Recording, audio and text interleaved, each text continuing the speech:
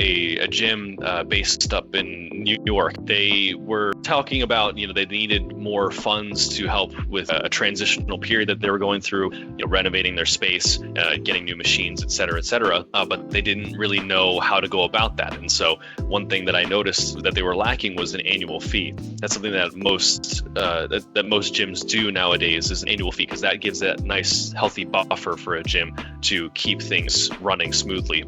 And so I brought that up to them, and they were instantly afraid of the idea. They did not necessarily like the idea very much at all. They were saying, well, if we do that, how's that going to be fair to our members? How is that going to reflect on us? It's just going to be a cash grab type of thing. And so I challenged them. I told them, go talk to your members, go talk to the folks that have been a part of your facility for 2, 4, 6, 8+ years, and see how they feel about getting an annual fee added on, just once a year, for example.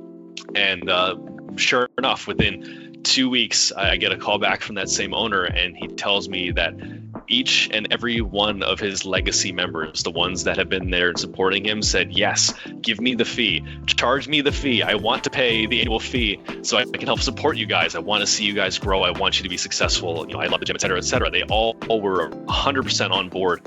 And, to make a long story short, they ended up adding this annual fee, rolling it out to each of their existing members, and of course, giving it to the members who were signing up. And they didn't have a single person cancel over, not a single one out of the hundreds and hundreds of members at their gym. That's a really good story. That really is. I feel like it's powerful, right? If you for people who are gym goers, once they find a really good gym, they do not want to let go of it. They don't want them to fizzle out and burn. So I feel this is a really great example. Anyway, I interrupted you there, Avery. You going ahead?